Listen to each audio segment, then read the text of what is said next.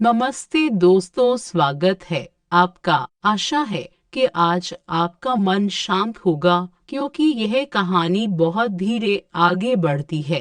एक फुसफुसाहट की तरह, एक ऐसी याद की तरह जो कभी धुंधली नहीं होती। यह बहादुरों या जीत की कहानी नहीं है, यह प्यार की कहानी है। उस प्यार की जो सच्चा था, गहरा था और जिसने हारना सीखा। आज रात आए के हम उसके दिल की बात सुनते हैं। वो अपनी सहेली के पास बैठी है।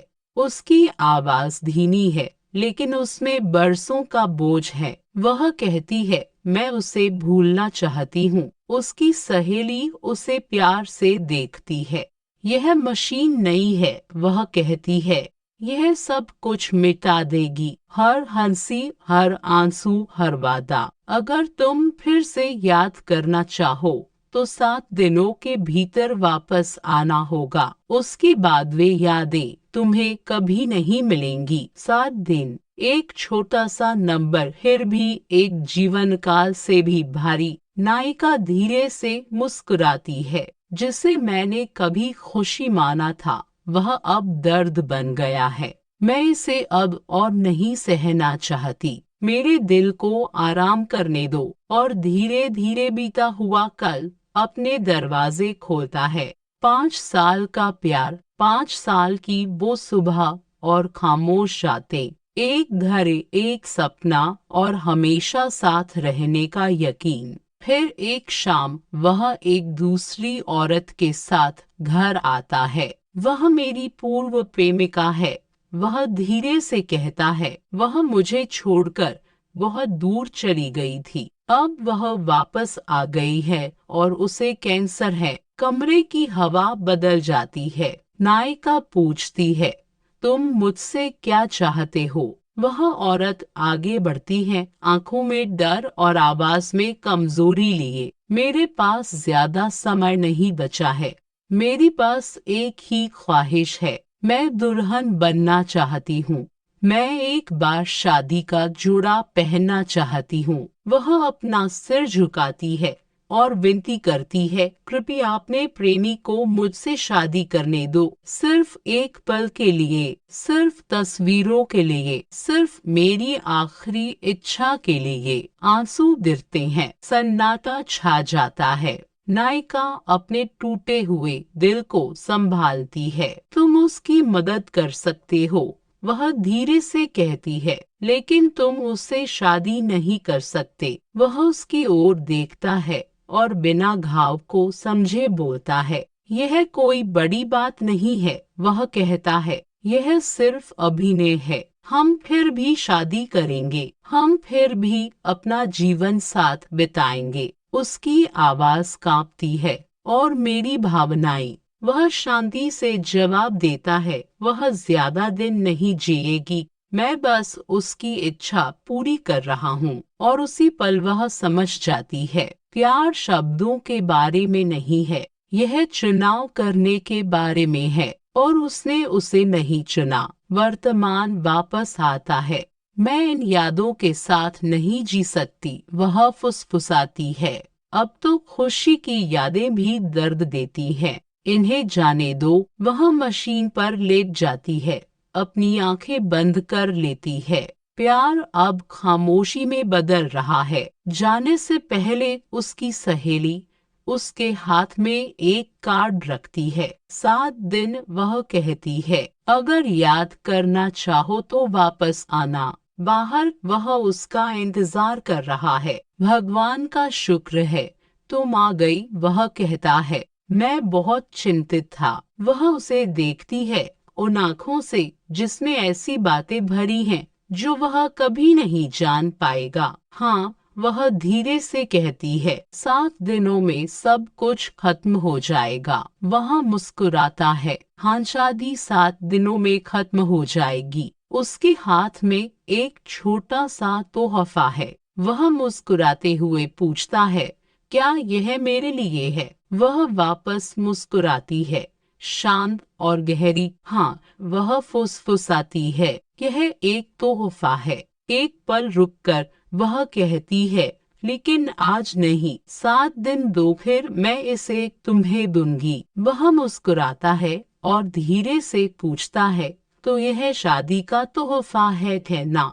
मेरी शादी के लिए कोई सरप्राइज है? वह जवाब नहीं देती, क्योंकि वह सरप्राइज कोई तोहफा नहीं है, वह एक अंत है। 7 दिनों में वह अपनी पूर्व प्रेमिका से शादी करेगा और उन्हीं 7 दिनों में वह खुद को इस प्यार से पूरी तरह मिटा देगी। वह उसकी ओर देखता है और धीरे से कहता है, मुझे पता है कि तुम मुझसे कितना प्यार करती हो, लेकिन मैं यह सिर्फ उसकी आखिरी इच्छा के लिए कर रहा हूँ। मुझे विश्वास है कि तुम समझोगी। और इससे पहले कि वह कुछ बोल पाती, वह उसे गले लगा लेता है। एक ऐसा आलिंगन जो विदाई जैसा लगता है, जिसे सांत्वना का मुखौटा पहनाया गया हो। उसी दिन वह अपनी पूर्व प्रेमिका को उनके घर ले आता है। नायिका स्तब्ध रह जाती है। क्या तुम पागल हो? वह पूछती है। तुम 7 दिनों में शादी कर रहे हो, तुम उसे यहाँ क्यों लाए? वह सहजता से जवाब देता है, वैसे भी शादी 7 दिनों में है, वह अपने घर में अकेली क्यों रहे? उसे यहाँ रहने दो। उसका दिल डूब जाता है, लेकिन चेहरा शांत रहता है। कोई बात नहीं, वह चुपचाप कहती है। 7 दिनों में मुझे इनमें से कुछ भी याद नहीं रहेगा। तुम जो चाहो करो। वह औरत घर में घूमती है, फिर मुस्कुराती है और बेडरूम की ओर इशारा करती है। मुझे यह कमरा बहुत पसंद है, वह कहती है। मैं यहीं रहूंगी। पहली बार गुस्सा बढ़ता है। वह हमारा बेडरूम है, नायिका कड़वाहट से कहती है। हम वहाँ रहते हैं। वह औरत दुखी होने का नाटक करती है और धीरे से कहती है, बहन आप एक मरीज पर गुस्सा क्यों कर रही हैं? लेकिन नायिका मन ही मन बुदबुदाती है, रुको तुम देखोगी कि मैं कौन हूँ। उसका बॉयफ्रेंड बीच में आता है और विनती करता है, उसके पास ज्यादा समय नहीं है, कृपया मेरे लिए यह एक काम करो। मैं तुमसे और कुछ नहीं मांगूंगा, बस उसके लिए थोड़ा समझौता कर लो। वह औरत दयालु होने का ढोंग करती है। कृपया उसे मजबूर मत करो, वह कहती है। वह पहले से ही मेरे लिए इतना कुछ कर रही है, उतना ही काफी है। लेकिन वह उसके जवाब का इंतजार नहीं करता। वह यह कर लेगी, वह विश्वास के साथ कहता है। उसका दिल बहुत दयालु है और उसकी सहमति के बिना वह उसे बेडरूम में ले जाता है। वह औरत उसके मेकअप, गहनों और यादों को छूती है। ये कितने सुंदर हैं, वह मुस्कुराते हुए कहती है। ये बहुत महंगे होंगे, क्या मैं इन्हें इस्तेमाल कर सकती हूँ? इससे पहले कि नायिका बोल पाती, वह उसकी जगह जवाब देता है। हाँ, जो चाहो ले लो। नायिका अपनी नजरें हटा लेती है। बहस क्यों करनी, वह सोचती है। 7 दिनों में इसमें से कुछ भी मेरे पास नहीं रहेगा। ये भावनाएं मेरे दिल में सिर्फ अस्थाई मेहमान है। नायिका सिर्फ प्यार में पड़ी एक औरत नहीं है, वह एक कलाकार है। उसका अपना एक ब्राइडल बुटीक है, एक ऐसी जगह जहां सपनों को शादी के जोड़ों में पिरोया जाता है। वह औरत मुस्कुराती है और मीठे स्वर में पूछती है, क्या हम तुम्हारी दुकान में मेरा शादी का जोड़ा देखने चले? नायिका बिना एक शब्द कहे मुड़ जाती है। उसका बॉयफ्रेंड पीछे से आवाज देता है, वह तुमसे बात कर रही है, तुम जवाब क्यों नहीं दे रही? वह कपड़े देखना चाहती है, तुम्हें हमारे साथ चलना होगा। वह अपनी आंखें बंद कर लेती है। अब भी तुम मुझे तड़पा रहे हो। फिर भी वह मान जाती है। वे बुटीक पहुंचते हैं। कर्मचारी आपस में फुसफुसाते हैं। बेचारी मालकिन किस्मत उनके साथ इतनी क्रूर क्यों है? वह औरत प्रदर्शन पर रखे एक जोड़े की ओर इशारा करती है। मुझे यह वाला चाहिए। नायिका का दिल जोर से धड़कने लगता है। नहीं, वह दृढ़ता से कहती है, यह मुमकिन नहीं है।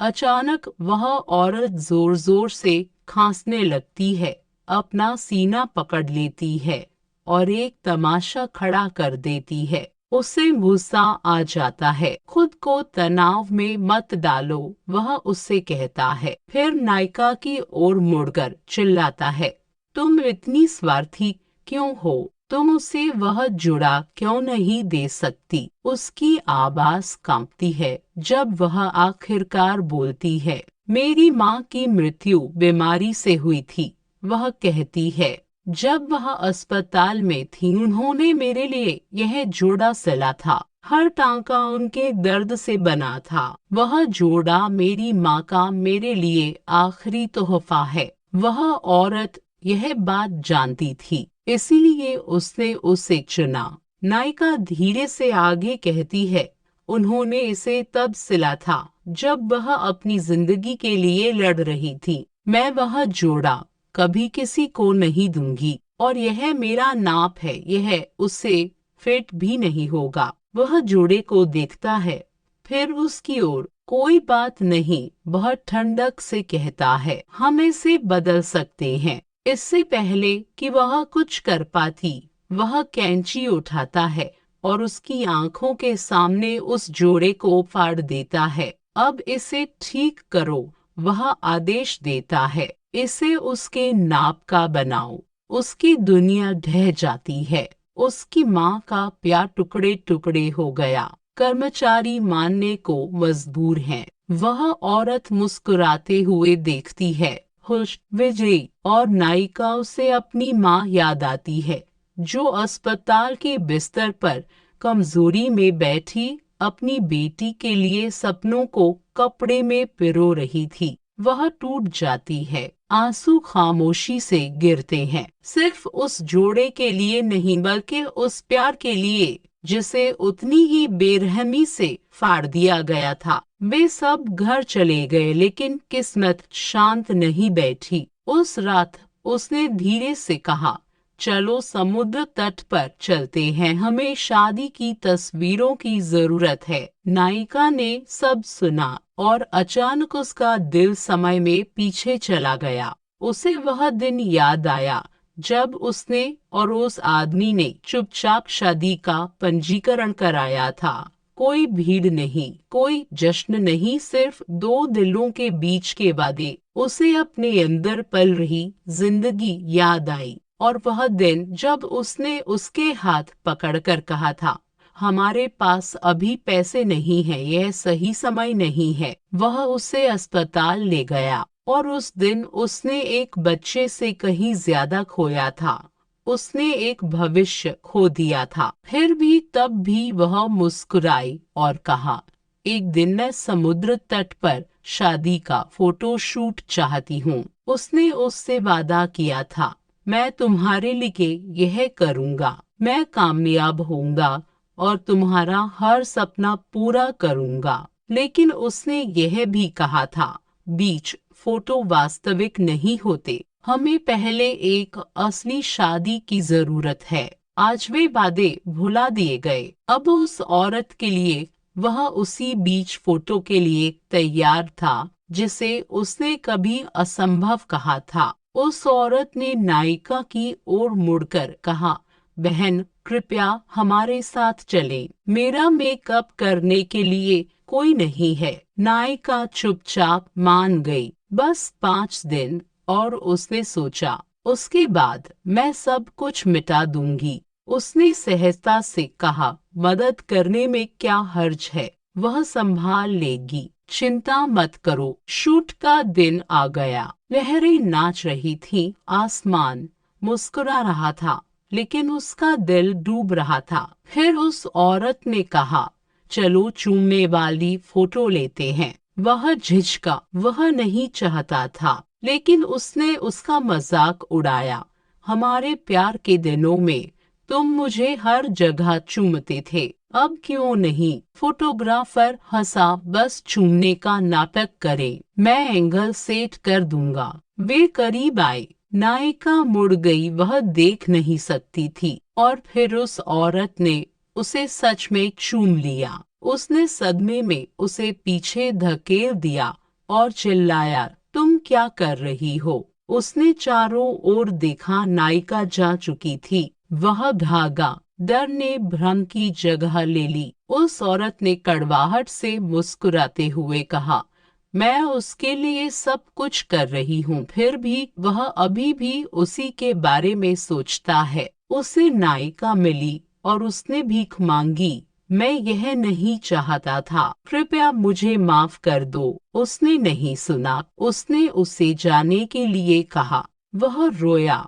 कृपया बस 5 दिन, और उसके बाद वह चली जाएगी। मैं वादा करता हूँ कि मैं तुम्हारे पास वापस आ जाऊंगा। उसने चुपचाप सोचा, 5 नहीं, सिर्फ 4 दिन बचे हैं। वे शादी का हॉल बुक करने गए। जवाब ठंडा आया, बुकिंग 1 साल पहले करनी पड़ती है। कमरे में सन्नाटा छा गया। वह औरत धीरे से बोली, मेरी यहाँ शादी करने की इच्छा थी, लेकिन किस्मत क्रूर है। नायिका को याद आया, यह हॉल, यह तारीख कभी उसके और उसके द्वारा बुक की गई थी। उसने उसकी ओर देखा और कहा, उसके पास ज्यादा समय नहीं है, कृपया यह तारीख उसे दे दो, उसे खुशी खुशी मरने दो। नायिका ने कुछ महसूस नहीं किया। 3 दिनों में वह वैसे भी सब कुछ भूल जाएगी। उसने अपनी आवाज धीमी की,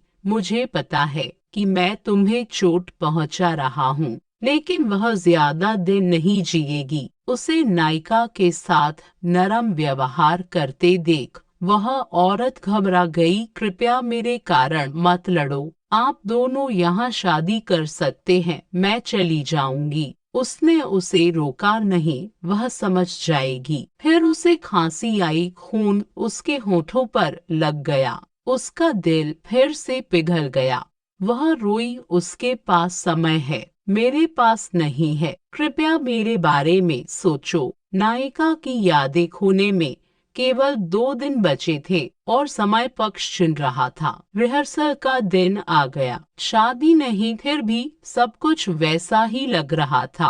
वह जम गई जब वे शादी के लिबास में बाहर आए, और फिर उसका दिल टूट गया। दुल्हन का जोड़ा जिसे उसकी माँ ने प्यार और प्रार्थनाओं के साथ बनाया था, अब उस औरत ने पहन रखा था। नायिका के अंदर गुस्सा जल रहा था।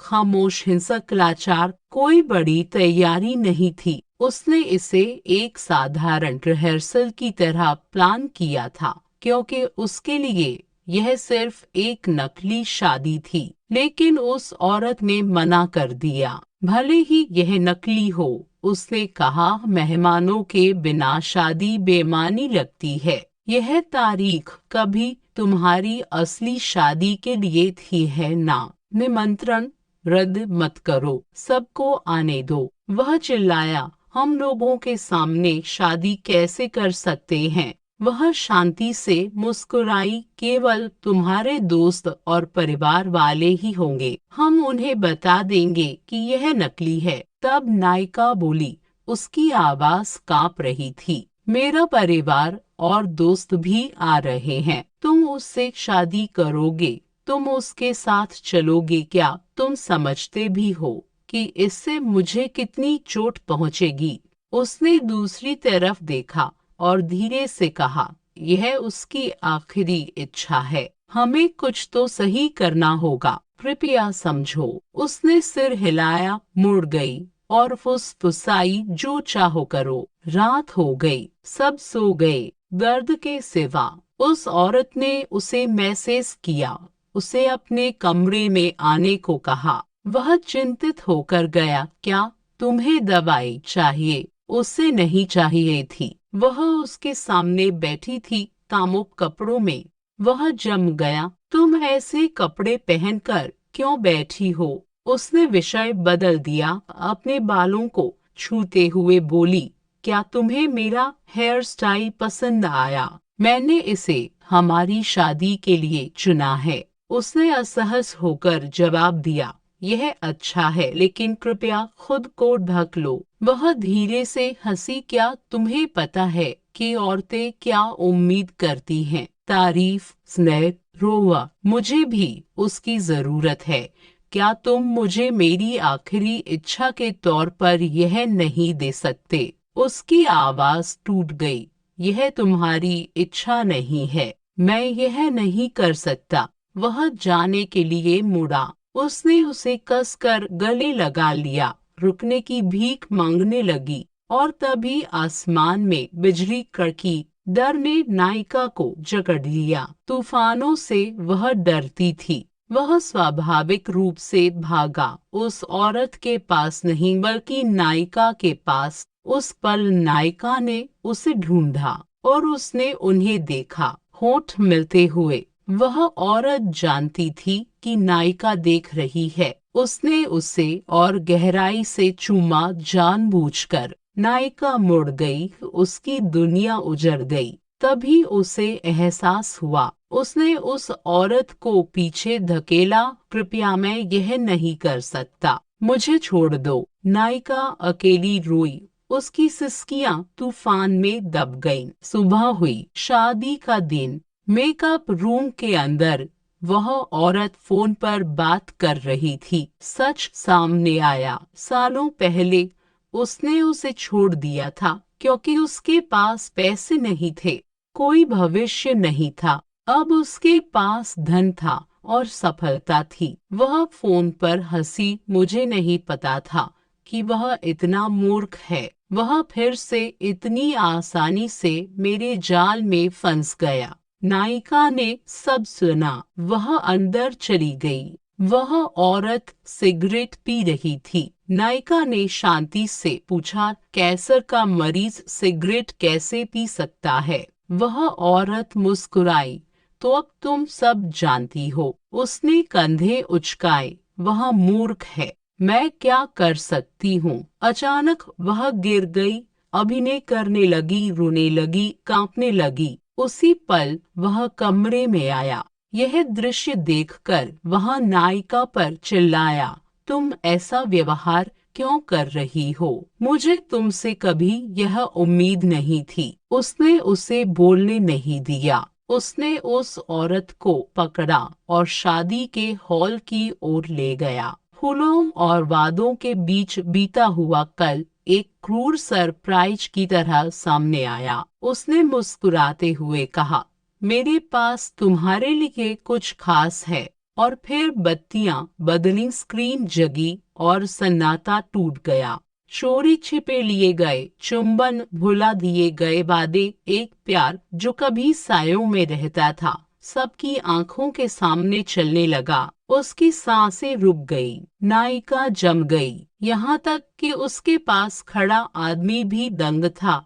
अपनी ही पिछली जिंदगी को उस औरत के साथ देख रहा था जिसे उसने कभी प्यार किया था। फिर भी वह मुस्कुराए, टूटी हुई मुस्कान। हम सब जानते हैं कि यह शादी नकली है, उसने धीरे से कहा, लेकिन जब तुम इसे भविष्य में देखोगे तो शायद तुम मुस्कुराओगे। इसीलिए मैंने यह किया। फिर वह हुआ जिसकी कल्पना नहीं की जा सकती थी। उसने अंगूठियों का आदान प्रदान किया, उसके साथ नहीं बल्कि अपनी पूर्व प्रेमिका के साथ। नायिका का दिल टूट गया। उसकी आत्मा चिल्लाई। वह मुड़ी और भाग गई, पीछे छोड़ दिए वादे, हंसी और एक ऐसा प्यार जिसे कभी नहीं चुना गया। वह भीड़ के सामने खड़ा हुआ और घोषणा की, यह शादी कभी असली नहीं थी। असली शादी अब शुरू होती है, आप सभी के आशीर्वाद के साथ। और फिर उसने उसका नाम लिया बिना कहे। मेरे जीवन में एक औरत है, वह हर तूफान में मेरे साथ खड़ी रही। उसने मेरे साथ हर घाव का सामना किया, यहाँ तक कि उसने मेरे लिए एक बच्चा भी खो दिया। भीड़ दंग रह गई, लेकिन वह पहले ही जा चुकी थी। आंसू गिर रहे थे, यादें धुंधली हो रही थीं। उसका मन खाली था। वह नहीं जानती थी कि वह कहाँ है। वह नहीं जानती थी कि वह क्यों रो रही है। वह उसे जानती तक नहीं थी। उसे वह मिली। वह उसके सामने घुटनों पर बैठ गया। उसकी आवाज कांप रही थी। तुम मेरी जिंदगी हो। मैं जो कुछ भी हूँ उसकी वजह तुम हो। कृपया मुझसे शादी कर लो। उसने उसे एक अजनबी की तरह देखा। मुझे माफ कर दो, वह फुसफुसाई। मैं तुम्हें नहीं जानती। मुझे नहीं पता मैं कहाँ हूँ। कृपया मुझे माफ कर दो। मशीन ने अपना काम कर दिया था। प्यार मिट चुका था, सिर्फ दर्द बचा था। बाद में सन्नाटे में उसे सच पता चला। माँ द्वारा बदला गया शादी का जोड़ा, उसकी डायरी में लिखे बलिदान। वह टूट गया जबकि वह कहीं और हंस रही थी, पी रही थी, नाच रही थी, उसकी यादों से आजाद। जब उसका फोन आया तो उसने कहा, मेरा कोई पति नहीं है। पार्टी में हंगामा मच गया। आवाजें, हंसी सब फोन के जरिए सुनाई दी। उसका दिल जल उठा। उसे वह फिर मिली। उसने उसे दूसरे आदमी के साथ देखा। गुस्सा फूट पड़ा। वह लड़ने लगा, लेकिन उसने सिर्फ पूछा, तुम कौन हो? तुम उसे क्यों चोट पहुंचा रहे हो? उसकी आंखों में आंसू भर आए। हाँ, उसने धीरे से कहा, मैं पागल हूँ, तुम्हारे प्यार में पागल। और बिना एक शब्द कहे उसने उसे उठा लिया। प्यार और पागलपन को समेटे हुए दुनिया से दूर ले गया। अगले दिन सच एक चाकू की तरह खोला। उसने उसकी चालों का पता लगाया।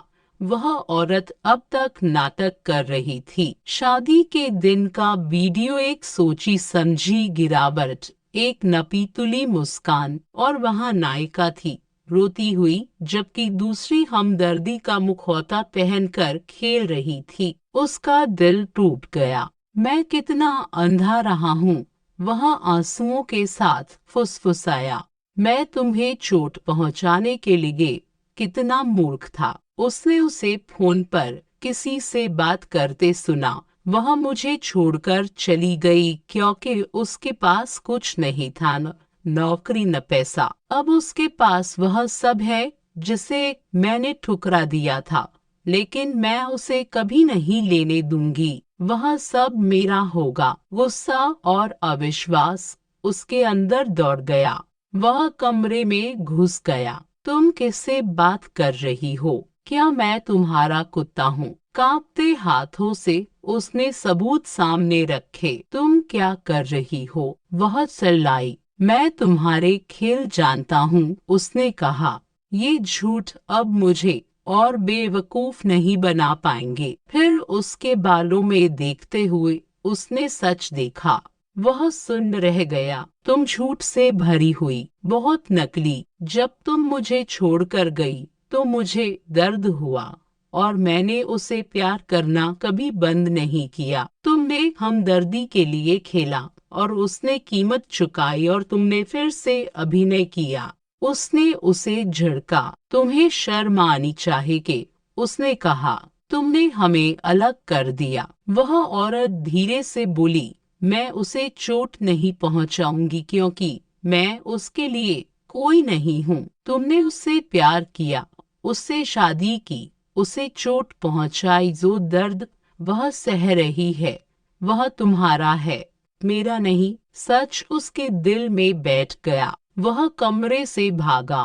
वह जानता था कि वह उसके पास वापस नहीं जा सकता, और इसलिए उसने उसे छोड़ दिया। अगली सुबह उसने उसे सोते हुए पाया। चुपचाप उसके पास बैठकर वह उसे देखता रहा। दिल में दर्द लगे। वह जागी, चौंक गई। अरे तुम कौन हो? कल तुमने पार्टी खराब कर दी और अब तुम यहाँ मेरे बिस्तर के पास बैठे हो। तुम क्या चाहते हो? मुझे माफ कर दो, उसने कहा। मैंने तुम्हें चोट पहुंचाई। कृपया मुझे डांटो, मुझे मारो, जो चाहो करो, लेकिन यह मत कहो मैं नहीं जानती तुम कौन हो। ये शब्द मुझे तबाह कर देते हैं। उसका जवाब उसे और गहरा काट गया। मैं नहीं जानती तुम कौन हो। मुझे लगता है मैं तुम्हें भूल चुकी हूँ। वह सन्न रह गया। फिर उसे याद आया मेडिकल सर्टिफिकेट। उसने अपनी याददाश्त मिटा दी थी अपनी मर्जी से।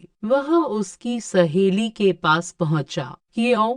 यह गैरकानूनी है। तुम उसके साथ ऐसा कैसे कर सकती हो? उसकी सहेली शांत थी। उसने इस पर हस्ताक्षर किए थे। उसे भूलने की जरूरत थी, ठीक होने की उस दर्द के कारण जो तुमने उसे दिया था। तुम उसे बदल नहीं सकते। वह शायद तुम्हें कभी याद न करे। उसने भीख मांगी। क्या कोई रास्ता है? कोई भी रास्ता? उसकी सहेली रुकी। तुम कोशिश कर सकते हो यादें जगाने की, लेकिन मैं कोई बाधा नहीं कर सकती। और इसलिए उसे कोशिश की, धैर्य के साथ, प्यार के साथ, समर्पण के साथ। उसने उसकी पसंदीदा मछली बनाई। तुम्हें मछली पसंद है? उसने धीरे से कहा। उसने इसे चखा और पहली बार पहचान की एक चमक दिखी। मुझे लगता है मैं इसे तुम्हारी वजह से खा सकती हूँ। वह मुस्कुराया। उसके पास जो भी यादें थी, तस्वीरें, पल, बलिदान, उसने उसके सामने रख दिए। वह यात्रा जो उन्होंने साझा की, जो संघर्ष उसने सहे, जो प्यार उसने उसे दिया, उसने उसे याद दिलाया धीरे से, उम्मीद के साथ। लेकिन वह झिझकी। तो यह साफ है, उसने कहा, तुमने मुझे अपनी एक्स के लिए छोड़ दिया और अब तुम माफी मांग रहे हो।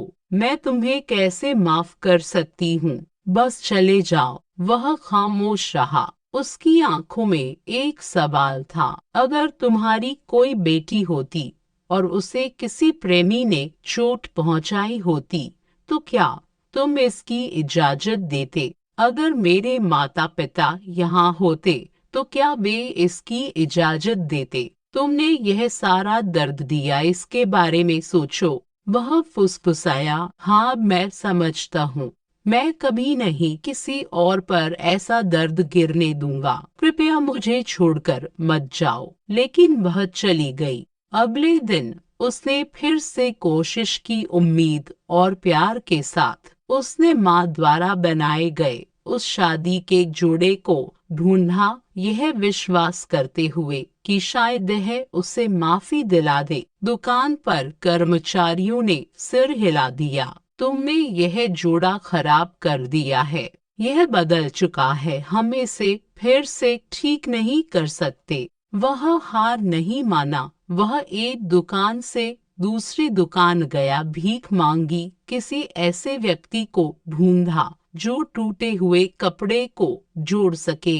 आखिरकार एक दुकान ने कहा, मैं यह कर दूंगा, लेकिन इसमें समय लगेगा। सुधरा हुआ जोड़ा हाथ में लेकर वह उसके पास पहुंचा। उसकी आंखें सिकुड़ गईं। इसे यहाँ क्यों लाए? शायद मेरी माँ ने इसे मेरी शादी के लिए बनाया था, लेकिन तुमने सब बर्बाद कर दिया। मैं इसे स्वीकार नहीं करूंगी। वह घुटनों के बल गिर गया। कृपया एक और मौका। मैं अब अपनी गलतियां समझ गया हूँ। वह झिझकी, फिर बोली, ठीक है, एक मौका, लेकिन बताओ तुम क्या चाहते हो? वह मुस्कुराया। मेरे साथ चलो, बस एक बार। वह मान गई। वह उसे समुद्र तट पर ले गया।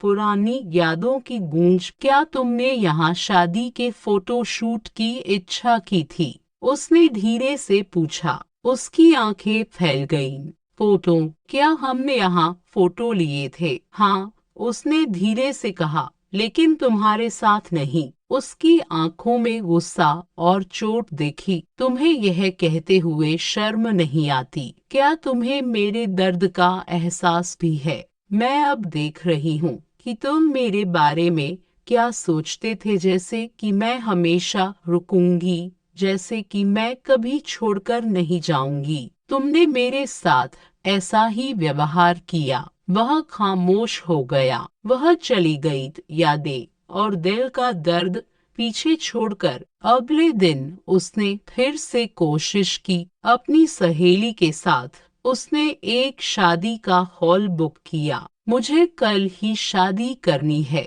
उसने जोर दिया। उन्होंने मना किया, यह असंभव है। उसे पता चला कि उसी दिन एक और शादी है, लेकिन उसने भीख मांगी, कृपया बस एक मौका, अगर नहीं तो मेरा जीवन वह ढह जाएगा। यहाँ तक कि उस जोड़े ने भी अपनी शादी टाल दी। उसे यह उम्मीद दी वह नायिका की सहेली के पास लौटा। उसे यहाँ लाओ। शादी के लिबास में उसने विनती की। वह मान गई, लेकिन नायिका को धोखा दिया यह कहकर कि यह मॉडलिंग के लिए है। फिर वह आया, दूल्हे के लिबास में, आंखों में आंसू लिए। कृपया एक और मौका, मुझसे शादी करो। उसकी आंखें कठोर थी। तुम क्या सोचते हो? मुझे सब कुछ याद नहीं है। जब तुमने मुझे तस्वीरें दिखाई तभी मुझे सब याद आ गया। क्या तुम्हें पता है कि मुझे तुम अब क्यों याद हो? क्योंकि मैंने उसे भूलना चुना जिसे मैं सबसे ज्यादा प्यार करती थी।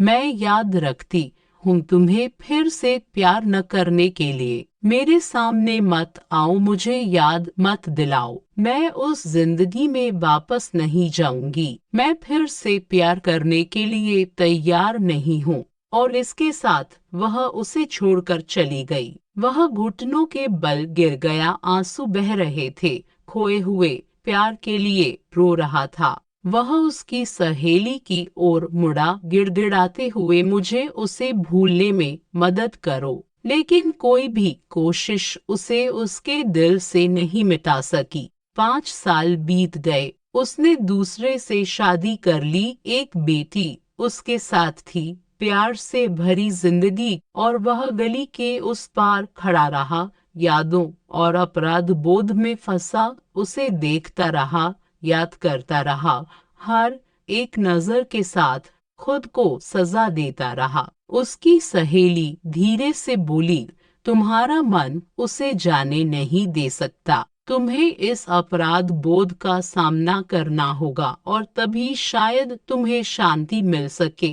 और इसलिए वह समझ गया यह उसकी गलती थी, उसकी सजा थी। उसे दूर से उसकी खुशी देखनी होगी और अपना दुख सहना होगा, हर दिन एक देवदास की तरह उस प्यार से जूझते हुए जिसे वह वापस नहीं पा सकता। और इस तरह उनकी कहानी यही खत्म होती है। प्यार, पछतावे और समय के क्रूर बीतने की एक दास्तां। जब तक हम एक और कहानी के साथ फिर नहीं मिलते, अलविदा और भगवान करे आपका दिल प्यार और जिंदगी के हर पल को संजो कर रखे।